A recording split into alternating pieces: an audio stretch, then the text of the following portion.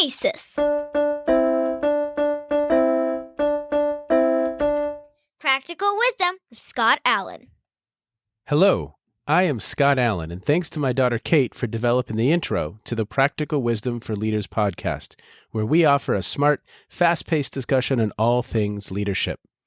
My guests help us explore timely topics and incorporate practical tips to help you make a difference in how you lead and live. If you haven't done so, please click subscribe so you automatically, seamlessly stay in the know when we publish new episodes. Likewise, please provide me with feedback. What do you like? What do you dislike? And what else would you like to know? And now, today's show. Today on the program, I have a gentleman who I first need to apologize to. Because probably, I don't know, Dave Burkus, it might have been like 8 years, 10 years ago, 2008. I don't even know. But I was supposed to be on your podcast. And this is right as podcasts were starting. And I think I had something else kind of come up and I was like, I'm just not going to be a part of that podcast. Yeah. And I stood you exactly what happened. Yeah, it was 2010. Yes. I stood you up. You had a book. Which book was it? It was the Little Book of Leadership Development. Yep. You had that book, and I reached out to you because we had chatted on Twitter and had this fun leadership conversations long time ago, and you were like, "Yeah, what's podcasting? That's not going to be a thing." And then it was. It turned out to be a thing. Oh, you know what? I've missed a couple of them now, Dave. So I was in charge of a team. This is 1996, 97, 98. I was in charge of a team, and one of our team members, this is a brainstorming session, said, we should get cell phones. And I looked at this team member who's actually been on this podcast, and I said, why would you ever need a cell phone? You have a calling card. You're good. So I'm a little late to the game. Here it is like 10 years later, and now I have a podcast. And I just want to say thank you for showing up. But for all of our listeners, Dave Burkus, he's prolific. His work has been featured in HBR Inc. He's on Forbes, Bloomberg. He speaks internationally. And so I'm going to put a lot of his bio in the show notes, and you'll have access to all of his resources. Really, really great stuff. I just today received that Read, Watch, Listen. He has a wonderful mailing list, and you can consume his content in so many different ways. I mean, you're just prolific. You really are. I'm going to take us through probably your last 5 books. And I just want to do a little elevator speech so people have a sense of kind of who you are. That's the bio we'll do. Is that cool? Yeah, that's cool. I guess we're making up for lost time, right? We are. It's like I've had a podcast for 10 years now. If I think back to that, by the way, I do think I interviewed your co-author. You did, Mitch Kuzi. Yeah, you did. You did. Yeah. I just didn't show up. I was, meanwhile, you're interviewing people like Dan Pink and, yes, right? Smart, Scott. So, Myths of Creativity. Tell us, what's the elevator speech on that book?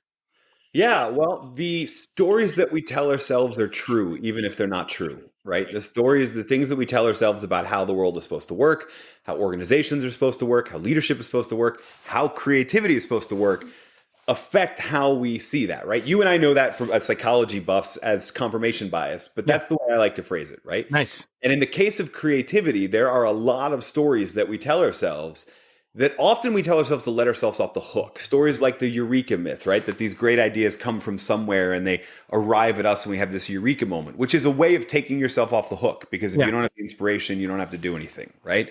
Or even inside of organizations, there's this, I call it the cohesive myth, the idea that it's supposed to be fun and it's supposed to be energetic. And if you're not doing that while you're brainstorming or ideating or solving a problem as a team, you're failing in some capacity. And in reality, conflict, right, and a lack of cohesion, a respectful debate is actually what makes ideas better, right? So a lot of these stories we tell ourselves to let ourselves off the hook, or we think that's how it works, and as a result, we're actually limiting our own creative ability. I don't know that there are any people that are not creative, right? Because I have children, and both of them were in kindergarten at one point, and both of them were incredibly creative. Yes. So something else happens as they get older. to exercise the creative muscle in some people and not in others. And I think we can unlearn whatever that was. And so the Myths of Creativity was an attempt to do that, both from an individual, but from a team leader perspective, to say, these are the things you might be saying about how this is supposed to work in your work. Yeah. And if we correct them, maybe we can unleash another level of creativity on your team. Okay. So that's best-selling book number 1, right? Sure. Yes. Okay. Best-selling book number 2, Under New Management. Yeah. What do we got here? Oh, all right. So what's the elevator pitch for that one? Great leaders don't innovate the product, they innovate the factory, right? So that started hundreds of years ago with the villain in all of our Principles of Management lectures, Frederick Taylor, right? We don't give him enough credit, though. The man innovated the way factory work was done and unleashed a soul-sucking but much higher level of productivity, right? Yeah. And I think that tinkering, that experimentation, that constantly trying to innovate the way we work shouldn't have ever gone away. But for some reason, it sort of did, right? We dragged industrial management ideas with us from the factory to the office. And a lot of places still haven't left them. So Under New Management was an attempt to look at some of the cutting edge movements in terms of how work is organized, see which ones are fads like holacracy and open offices, and which ones are, this actually has something to it, and this is probably going to be the new way we're going to work, like remote work, which is, what we're also going to talk about today, or salary transparency, or things that increase levels of trust autonomy in the organization. So that was the idea, right? What are the companies that are doing management a little bit differently? And then is there some psychological science behind how they're doing it that suggests that this isn't a fad? This is where we're moving in the shift from industrial work to what Drucker would have called knowledge work, to whatever's coming after that, creative work, if you will, whatever we're going to call it. That shift requires that we innovate how we do work, and smart leaders figure that out. And so that was my attempt to kind of shine a spotlight on, you should be paying attention to these trends. Okay. Now there's TED Talks and Google Talks on these other two, but friend of the friend, or friend of a friend, I should say. Yeah. Tell us about that. Best-selling book. So friend of a friend, there's a TEDx talk on friend of a friend. Yeah. And it's really quite fun because it blends stories of like Dana White and NFL football players and a bunch of stuff. Dana White, by the way, is CEO of the UFC, so I find that cool. Other people are like, who is that guy? Anyway, the idea behind Friend of a Friend is that most people hate networking. Like it's a book about networks, but it's a book about how networks work, because most people don't need a book about how to network. They don't want to do it, right? Yeah. Networking makes us feel dirty, feels sleazy, feels inauthentic. Usually because we're reading a book written by one person and then going and trying to apply that one person's advice, and then we feel inauthentic. Well, no wonder. You're pretending to be Keith Ferrazzi in that moment. Not that Keith's wrong, or not that Dale Carnegie is wrong. They're just not you, right? So what Friend of a Friend is an attempt to teach how networks work through the lens of network science, the people who study how communities form, how you keep people groups together and connected, how information flows through communities and through organizations. And then once you know that, you can come up with a plan for what you need to use the network around you to improve your life or your career, et cetera. It's really, to be honest with you, it's a book not only about networking, but also about leadership from the standpoint of knowing what's going on in the informal network in your organization. I think most readers thought of it as a networking book. The majority of emails I get from readers are how it helped them find a new job or something like that, which again is great. Yeah. But like there's chapters about echo chambers in there, and there's chapters that are like, that would really help a lot of people avoid some red flags if they paid attention to what diversity in their network was lacking, for example. Yeah. But yeah, that's the gist of it. It is an attempt to show how networks work through the lens of network science, but not in that kind of academic way. That's the through line through all of my work. Actually, I'm trying to like drag good ideas out of the ivory tower and drag them over to the corner office, which I absolutely love. Well, and then pick a fight. Yeah, Pick a Fight was a super fun project. I thought it was going to be my only project in 2020, but I think all of us had different plans for 2020. Yeah. And the gist there is that I was doing a lot of work around teams and how do you keep teams bonded and motivated and aligned, and what's the role of purpose in teams and in leadership, and really just coming to terms with the fact that people are really failing at the purpose game, right? Like we've known there's an importance to organizational purpose and vision and mission for a long time. And yet people are just as unengaged as they were 2 decades before, right? Yeah. They're just as unable to see the connection between the corporate mission statement on the 10K and their own individual job. And I think that's a problem. And when you look at the teams that do it really well and the companies that do it really well, most of them don't use this rhetoric. But what I learned is that a good litmus test is if I could walk inside that organization and pull a random person and say, hey, here in this company, what are we fighting for? And they could understand that question and answer it, then that organization has done a great job conveying its purpose. People don't want to join a company. They want to join a crusade. They want to join a cause. They want to join something that makes them feel that their day-to-day work is bigger than themselves. And most leaders know that. I'm not saying anything new there. Yeah. What most leaders lack is how to do it. And so what I did was try and look at the rhetoric and even the research around what inspires people to fight, not always violent fights, although we did look at some interesting research on what causes people to join terrorist cells and that sort of thing. Yeah. But also fight the way you fight for social justice, right? Fight the way that you would stage a protest and try and move the needle on policy. Fight the way you would for legislative changes. Fight the way you would to overhaul an industry. Fight the way you would to be Rocky trying to prove people wrong, which is, we use that as a Netflix example of that Rocky story versus Blockbuster. We use all of those things and really arrive at, here's a couple different templates you can use. And the current organizational mission probably already meets one of those templates. It's just, it needs to be phrased that way, because when it's blah, blah, blah, innovation, blah, blah, blah, shareholder value, blah, blah, blah, integrity, nobody has a clue what we're doing or why we're doing it. Yeah, it's not in the heart, not in the soul of the people doing the work, right? Yeah.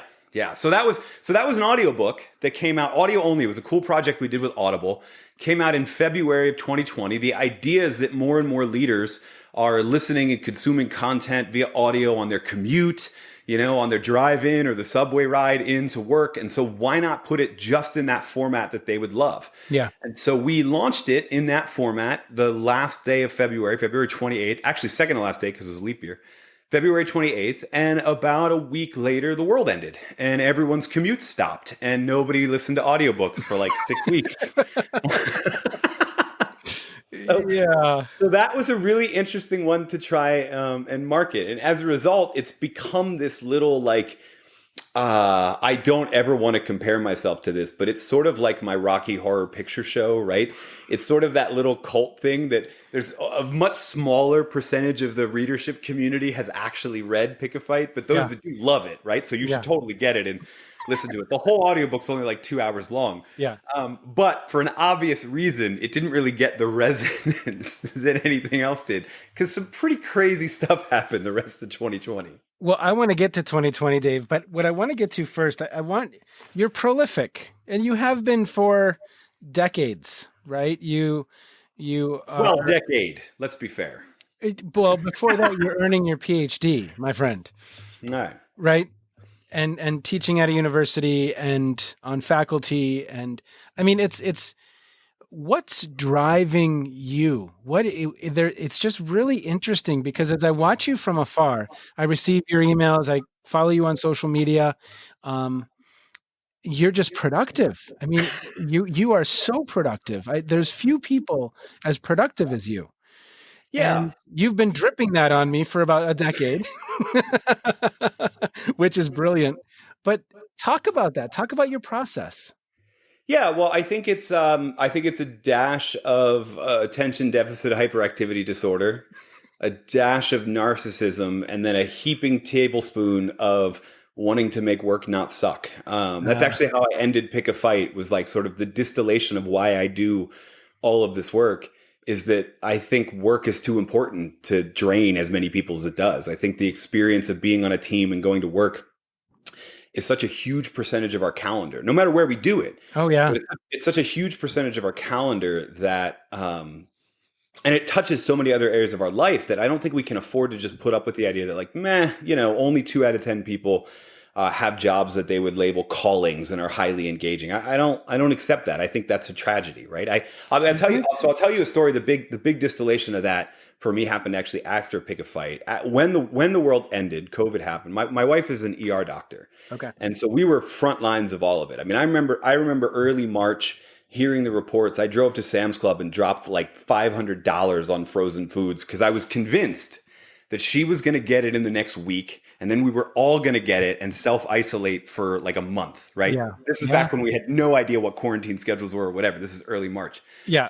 I was afraid to get my mail. right? Right. Yeah. This is, and so she started this routine of coming back from the hospital, and we set up basically like almost the equivalent of one of those like disinfection stations you see in like in movies, Yeah. right? Like in our garage, and everything gets Lysoled, and clothes change, outfits change. We didn't like drag a washer dryer to the garage, but we did everything but that, right? Yeah.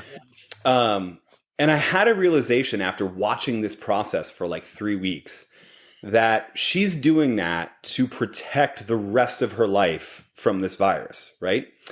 And if you think about it, and I don't want to over glorify what I do compared to what she does, because it does not compare. Yeah. But if you think about it, that's actually all of us. If you're in a workplace that really drags you down, if you're in an environment that really, I mean, you could spout all you want about work-life balance, but if your job drains you, makes you angry, you bring that home with you, right? Yeah. Unless you've got some ritual to truly disinfect yourself from all of that negativity and crap, that spills over into the rest of your life, no matter how hard you try to balance the two spheres. Yeah. And so that experience of work, we're not going to change it, right? Think about the technological advances we've had in the last 100 years, and then we still work about the same amount of hours every week, right? Yeah. So clearly we want to be doing this. We just want to do work that doesn't suck, right? Yeah. And so that would be sort of the why behind all of that productivity. To be fair, though, let's not negate what I said the first. There's a bit of ADHD and a bit of narcissism in there too.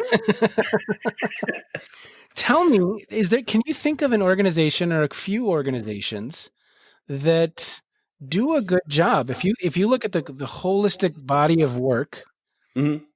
Can you think of an organization or a couple organizations that are doing it well? Yeah, it's interesting. It seems like most organizations don't do it well forever, right? Like I've become really sour on case studies unless you look at them as snapshots of time. But sure. How many companies in Good to Great aren't even around anymore? Much less are no longer great. There's a few that I think are fascinating to examine, but I think it's usually easier to look at it through the lens of not a whole company, but a specific leader, right? Okay. Because that change is different. In the new book, in Leading from Anywhere, we talk about the Belgian Ministry of Social Security, which had a new leader about over a decade ago, Frank van Massenhove. And he saw it as, this was that was probably as inspiring to work at as the American, administration, Social Security Administration, right? Yeah. These are not the most engaging things. It's like working at the DMV, right? Or something like that. And he aspired to sort of change that, to make the culture a lot better, to make it something that civil servants actually wanted to apply to, right? On average, they were getting like maybe 1 or 2 applications for every opening, which really does not give you the best people to work with if you don't have lots of people to choose from, right? So we wanted to turn a lot of that around, and you realized that it would depend on being forthcoming about trust and autonomy, letting people know what they need to work on and letting them work on it, and giving them the autonomy to determine how they do that. And what's funny is every policy change flowed out of that. And we can talk about specific policy changes, which is usually what people ask when they say, hey, what organization does it right? And you want to say like, oh, well, such and such company, because they have this policy of whatever.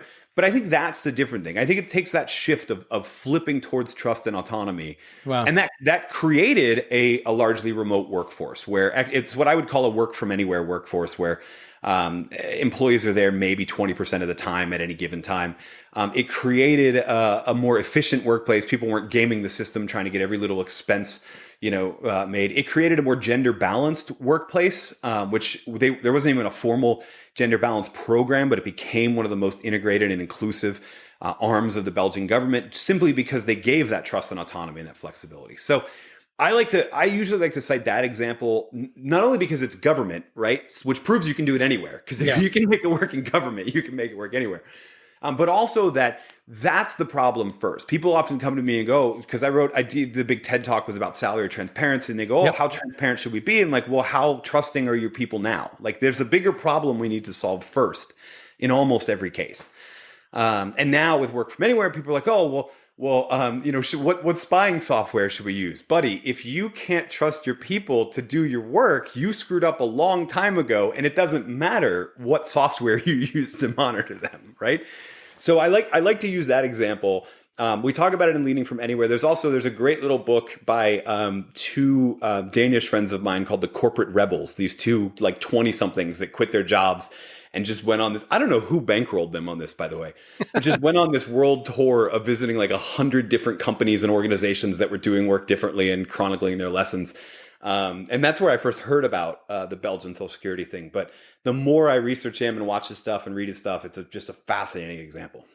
So Pick a Fight came out. We're excited to talk and start working with organizations about, finding a better way to frame their purpose and mission and finding ways to teach job crafting, as Amy Resnesky would put it. And then obviously COVID happens and the world doesn't need that, right? Like what the world needs is how do we just survive? How do I make sure my people have a decent internet connection, right? Yeah. And all of this sort of stuff. And I was already thinking about and digesting a lot of research, furthering Pick a Fight around teams. And, the line I use now is that one of my other goals, besides the corporate office from the ivory tower to the corporate office, is I'm trying to help teams do their best work ever. Right? Yeah. So I was already looking at what makes a great team. I put out a video before COVID about this idea that they are intellectually diverse, right, psychologically safe, and then have a cause worth fighting for, right? And you need all three of those things, because what good is diversity if people don't feel safe enough to speak up? And then what good is having all of that if there's no purpose to sort of inspire them? And so I was looking at those sort of things, and then I got an email from my publisher, and they said, "Hey, we were in an editor's meeting and we were talking about COVID and the response and what do companies need to know. And as we started throwing out names of companies as templates, we realized that half of them you profiled in under new management. Have you studied this remote work trend? Would you be interested in writing a book about remote work trends and all of that sort of stuff?" And I said, "Can I have the weekend?" And so because they emailed me on like a Friday afternoon, and I thought about it, and it was Memorial Day weekend too. So I actually vividly remember I was at the pool attached to our gym outdoors, Memorial Day weekend, first time anybody's like out at the gym pool. And as we're talking to old friends, so many of them bring up that they're managing this and now they went to remote. And I was like, I felt awful. I felt like an investigative reporter because I was like, stop what you're doing and talk to me. Don't swim with your kids. I don't care that he can do the slide on his own. Like, talk to me. Yeah. And what I realized, looking at what books were already available, there's already some great books about remote work, Jason Fried and David Hedmeyer Hansen, but that's sort of a manifesto for how to make your whole company remote, right? Yeah. And then I was looking at what's coming, because you can search on Amazon for like forthcoming books and see who in the space. Like, there's a couple different researchers that study remote companies that are later in the year coming out with here are the trends about remote work.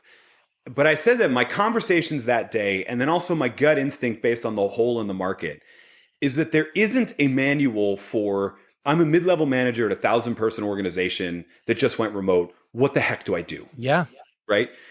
There was, here's how to run your whole company remote, and then here's how remote work will shape the economy. But none of that is useful if you're, senior regional sales director of 11 people, and you're just trying to figure out how to get that team to feel like a team again, even though they're not the same person. Yeah. So I wrote them back on Monday morning or Tuesday morning because of Memorial Day, and I said that's the book I'd be interested in writing. And they said, "Great. How soon can you write it?" I said, it was Memorial Day weekend. And I said, if I canceled everything and I just really harmed it and focused on this, I could probably get you a first draft by Labor Day. Wow. And they said, great. And then they sent a contract. And in the email with the contract, they said, "Hey, by the way, do you think you could make it August 31st instead of Labor Day?" So they moved it up by a week. My goal here wasn't to have all the answers. Yeah. Right? It was to give some of the answers based on where people are right now. Yeah. Right? And so I normally like to spend like a year researching a question that will become the book, right? Yeah. And I didn't really get to do that here. But I already had relationships with a lot of thriving remote companies. I have been working mostly from home for the last decade of my own life. And I'm like well aware of the research on thriving teams, both in person and remote.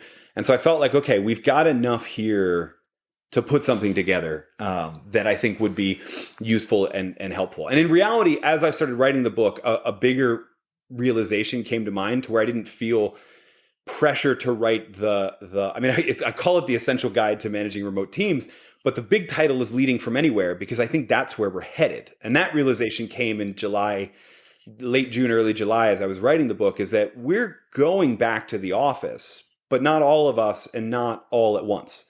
And so what's actually going to be happening here is a greater level of trust and autonomy. There's those words again, greater level of trust and autonomy in how we lead our teams and manage our teams, and a greater intentionality on how we keep them bonded. And that was sort of like, oh, well, that's a great answer to a much smaller question, but a much more pressing question for most people, right? If you're a mid-level manager at Frito-Lay, we got you now. And I think the existing literature didn't, and I didn't see it in a lot of the other books that I knew were coming, because they were looking at sort of that macro. We called it the essential guide. I actually wanted to call it the survival guide, but they wouldn't let me. But that's sort of the goal, right? Is that we're basically, even if you're at the office now or going back to the office, your whole team they're not going to be there all of the time. Yep. Everybody needs to learn the lessons that we learn from great remote teams and great remote companies, even if you get to see your people once or twice a week. Yeah. But everybody should probably consider themselves remote leaders to some extent, because that's where we're headed. What were a couple things that stood out for you? I'll give you one of the biggest ones, and it leads off the book, because I think it's one of the biggest problems, is that, and this is actually from research that was conducted BC before Corona, around virtual teams and where the biggest breakdowns are. And then so I read that study and then got to watch it happen throughout the whole world. And that is that virtual teams that thrive or virtual teams that fail to thrive, they either find a way to adopt shared understanding and shared identity, or they don't. Right. And that makes all of the difference. And I'll define those terms real quick. Shared understanding is about how we think of each other. It is, do I understand the knowledge, skills, and abilities of each person on the team? Do I understand their work preferences, their new work preferences based on their new environment? I mean, the only nice thing about the Monday through Friday 9 to 5 environment is that it would guarantee that you're probably going to see that person, right? Which means lots of stuff happens accidentally, and you don't have to be intentional about a lot of stuff. Shared understanding also means, do I know their calendar? Do I know how they want to receive feedback? Do I know how they normally ask for help? Some people are not very specific about putting out calls for help, and as a result, they feel like no one's helping them because no one knows they're asking for help, right? Shared understanding speaks to all of that. In the short term, we saw the biggest lack of shared understanding for a lot of organizations happen from a shared understanding of the context people were working in, right? So think back to June, July of 2020, or maybe even April and May of 2020.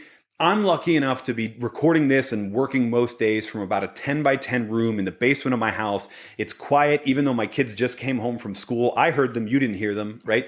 I'm lucky in that regard. Right? Other people bought a folding screen at Home Depot and pulled it across the corner of their dining room, and that's been their office for 9 months, right?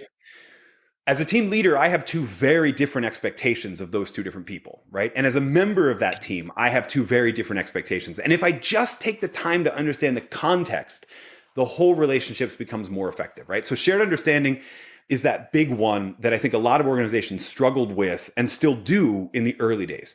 Shared identity speaks to how well I feel like the team that I'm currently serving on is my real team. Right? How well I identify with their purpose, with their mission. I feel like that's my team. And in a world of sort of cross-functional and multi-matrixed and all that, I mean, consultants make billions of dollars building matrix organizations just so other consulting firms can make billions tearing them back apart, right? But what that creates is really a lack of an idea of identity. And actually, I got to get personal here because I remembered I never thought of it as a remote work job. But in between college and graduate school, I worked as a sales rep and as a traveling salesman. I didn't die like in the book, but I realized in that moment that I had 3 or 4 reps that were also in my city, and then I had a manager who was not in my city, and who had a team of people, none of whom were in my city. Right?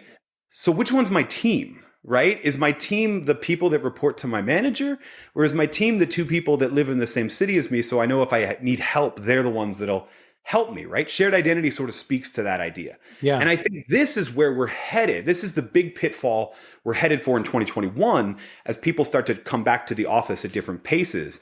Is we always talked about us versus them and silos and politics and turf wars, but it was often functional.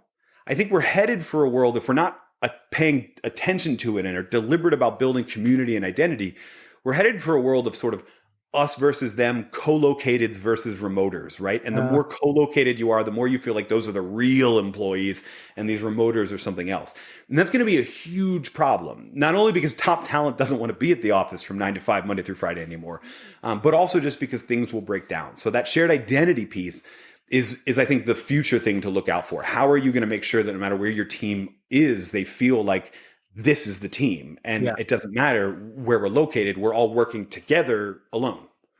And that's an adaptive challenge, right? Yeah, I agree. And in the book, we throw out a bunch of different activities that work from a bunch of different companies. So there's small things that you can do, right? Little stuff like adding buffer time at the beginning or end of a meeting for people to have socialization time. I don't think anybody wants to do another like Zoom happy hour. I think we're hungover from Zoom happy hours, but little buffers of time at the beginning of the meeting, the end of the meeting, where people talk about their day, the stuff that would have happened in a co-located office, right? Even things like, and I'm seeing this more and more, even things like little rituals, the things that your team does that no other team does, right? Maybe it's a random chant or an inside joke that we always share on the Slack channel on Monday, right? Or like one team I worked with, they ignore all of the little emojis that Zoom and Microsoft Teams have now, but they recreate them while they're on mute, right? So you might be talking and somebody really likes your point, so you're just going to see jazz hands from that little corner. And it's awesome, right? Because everybody knows what it means. So it creates this sense of community around that. It's much more little stuff like that. I mean, you know this because you know the literature.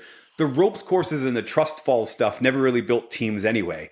Yeah. It was much more about the habits and the regular rituals and things. It's just that in a co-located team, those happened organically.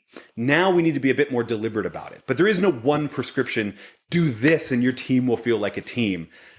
There are a bunch of different things you have to fill out. Actually, let me correct myself, because there is one thing that probably everybody listening to this, if you lead a team, should do.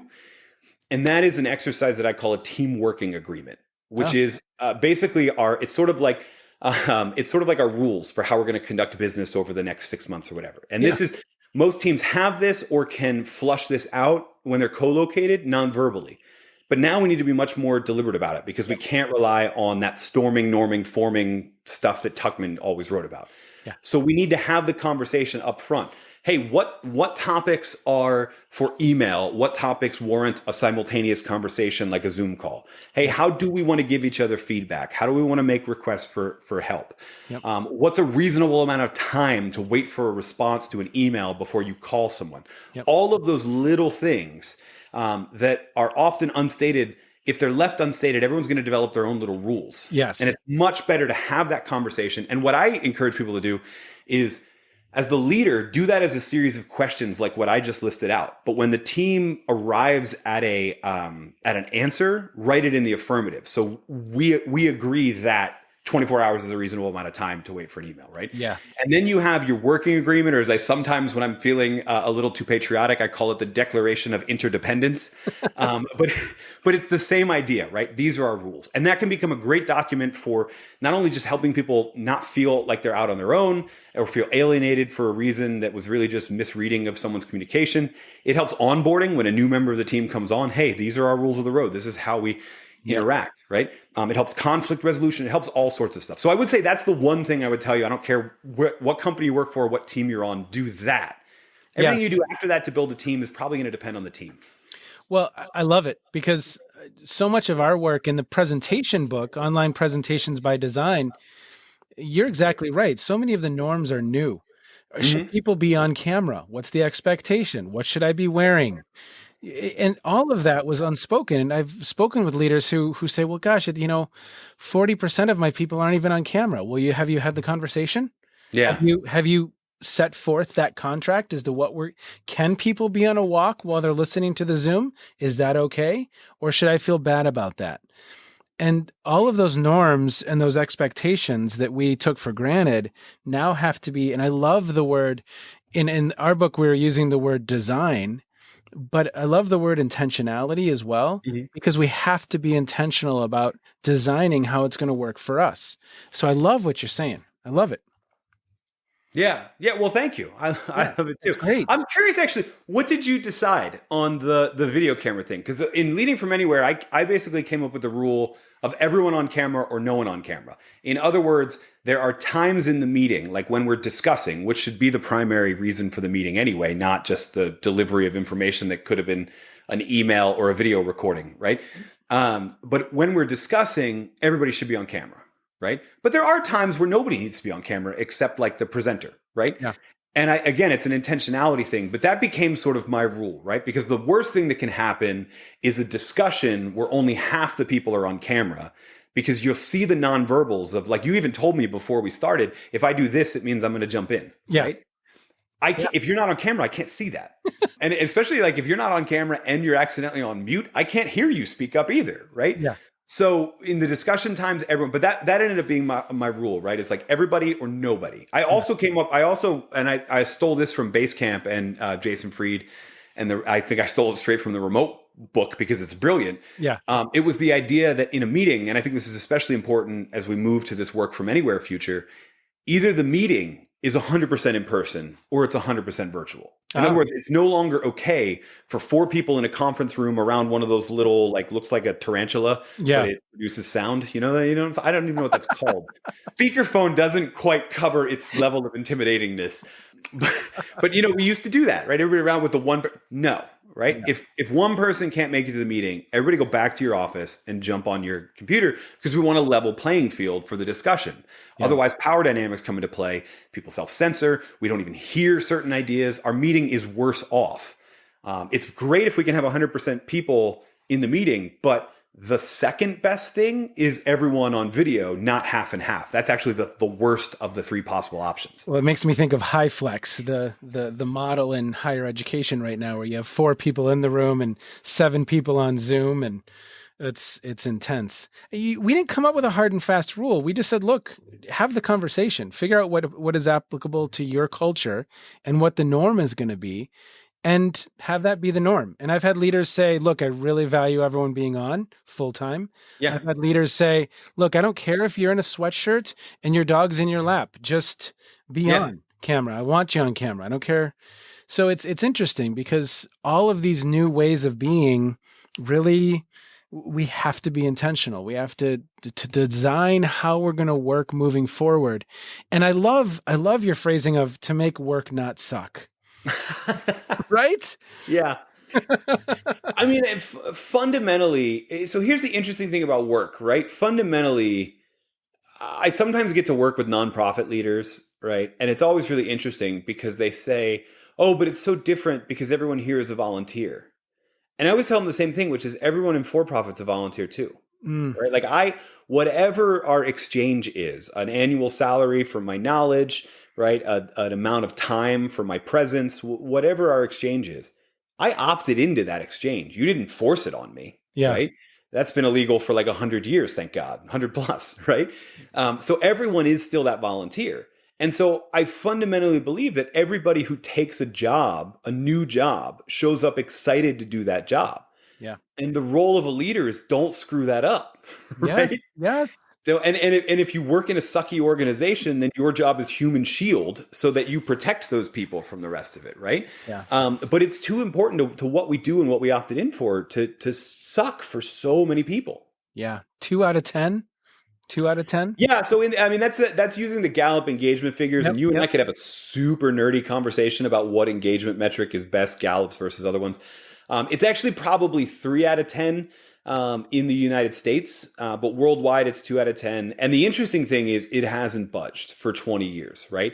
And the reason I pick on Gallup, it goes back to pick a fight, is that one of the questions in their inventory is, does the mission and vision of the company make me feel my job is important, right? Wow. So for as long as Gallup has been asking that question, presumably organizations have been learning, our engagement numbers are low, therefore we should work on this item, right? Yeah. And whether they have or they haven't, it hasn't moved the needle, which tells me that whatever work they're doing is not working all that well. Yeah. Any other, real quick, because we're close on time, Any other insights that you want to leave listeners with before we close down for the day, Dave? Yeah, I mean, I think we were talking about intentionality, and I think the other big hurdle that a lot of remote organizations, whether you consider yourself one or not, congratulations, you are, right? You are a work from anywhere organization at the least. I think one of the things a lot of people are going to struggle with is how do you build a team? How do you bond a team? We talked a bit about team identity, but I think one of the things we probably didn't talk about is the intentionality behind the physical meeting itself, because physical meetings are coming back. But you're going to have to make sure that they're not like people. It used to be okay to walk out of a meeting and be like, oh, that whole thing used to be an email. I mean, it wasn't okay. Don't get me wrong. It wasn't okay then. But we put up with it because presumably everyone in the meeting was already in the office. So what's the difference? Yeah. Right. Now, if you're calling everyone together, you need to be much more intentional about that. Not only because that's your time where information is presented and ideas are discussed, that's your only time for bonding that team together as well. Yes. So everything you need to do is respect that as well. I am bullish on the idea that, and I hope it's sooner rather than later. I'm not going to predict when it is, but whenever it happens, that everybody who wants a vaccine gets a vaccine and the world can open back up again, right? When that happens, I am bullish on gatherings. Right. I think people are going to want to gather. I think people are going to be excited about coming back to the office for a short period of time.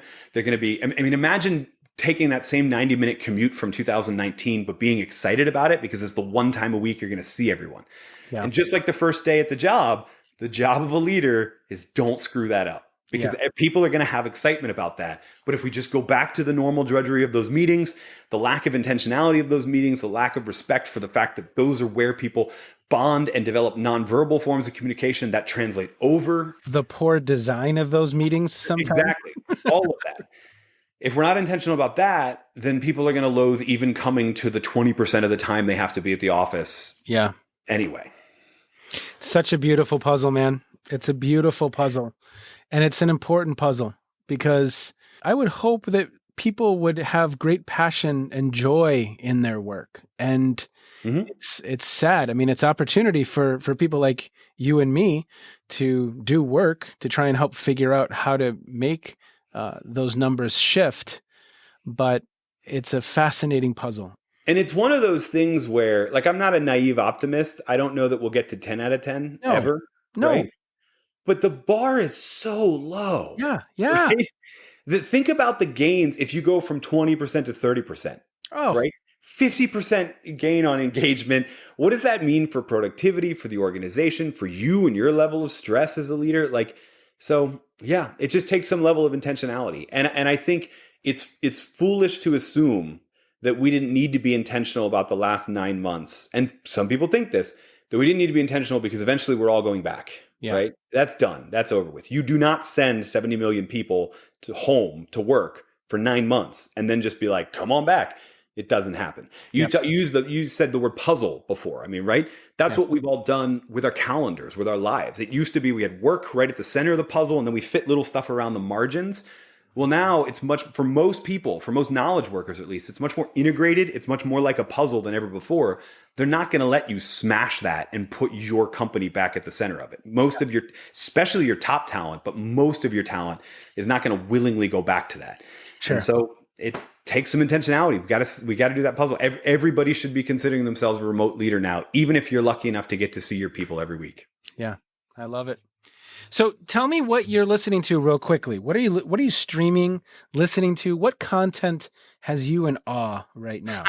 And it doesn't have to be leadership or teaming. It could just be something you're watching on Netflix that you've loved. Yeah. So I have an 8-year-old and a 6-year-old. So I have Netflix, but I don't have Netflix. During the lockdown, we only went through really one hard one where I live, but during it in the spring, we decided to move forward the age of recommendation on the Marvel Cinematic Universe and started showing them in order. And we're about halfway through and I'm trying to come up with a plan for how to explain to my 8-year-old and my 6-year-old that Tony Stark died. Spoiler alert, but come on, if you're watching this, I gave you like 3 years. So that I just finished listening to Audible, who I'm, obliged to endorse because they did the whole pick a fight thing. has these audio plays that they do. So essentially, rather than just one person read a book, they get a whole cast of people and write a screenplay, but it's sort of like old timey radio, right? Oh, Like wow, the yeah. Shadow episodes and that sort of stuff. And I'm loving those. I listened to a Treasure Island one a while back. I just finished listening to the audio play of Ender's Game, which is a sci-fi book that they told me that if I liked Ready Player One, I would like Ender's Game. I don't actually know that they're equivalent, but they're both fascinating. Huh. So yeah, that would be what I am at least listening to, consuming via non-text. I still consume a lot of information with my eyes. Yeah. I'm old school like that. I still read with my eyes a lot. You printing up journal articles and such, Dave? I should show you the piles. Yes, I kill a lot of trees when I write a book, and I feel bad about it. But I figure that the process of writing them still doesn't kill as many trees as publishing the book, so I'm okay, right? I print them all out. I love books so much that I think writing in them is defacing them. So what I actually do is I can show it to you. I'm sure I've got it here somewhere. I read with a little Post-it note pad. And when I want to make a note, I stick that on. And then when I'm done with the book, I photocopy the page that I stuck this on. And then I write the note on the photocopied version. And then I file the photocopied version away. See, right. That's right. I know it's crazy. But it does end up killing a lot of trees, and I do feel bad about that. But I don't know how to change it. I'm just real thankful for the work that you do, Dave. I love your energy. I love your enthusiasm. I love your curiosity. And thanks for doing what you do, man. It's making a difference in the world, and keep working to make work not suck. It's a great mission. Well, thanks. That's your fight too, so I appreciate it. Thanks for what you do, and thanks for having me on. Oh, well, thanks so much, Dave. Take care. Be well. You too. For me, the practical wisdom in this whole conversation would be to go out and buy Dave's latest book. It's a brand new topic. The research is emerging. The thinking is emerging. And he is one of the first to the gates at really thinking about this conversation about how we do virtual leadership, how we lead from anywhere, a conversation that's going nowhere. And Dave has some initial thoughts on how to be successful. So that, my friends, is my advice. Go pick this book up, because if you are leading others, this can be a resource to, as he said, it's not the end all be all, but it's some really important thinking to help you succeed. David Burkus, thank you for showing up. Thank you for the good work you do. Everybody, thank you for listening. I really do appreciate it. Have a wonderful day. Be well. You have been listening to the Practical Wisdom for Leaders podcast. If you liked what you heard, please share it with others and let them know what we're up to.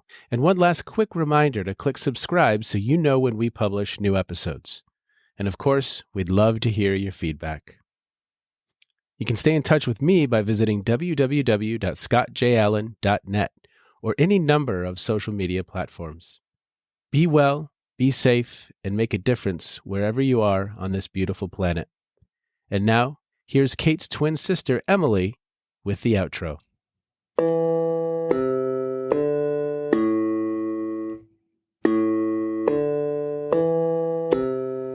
You've been listening to Phronesis, Practical Wisdom with Scott Allen.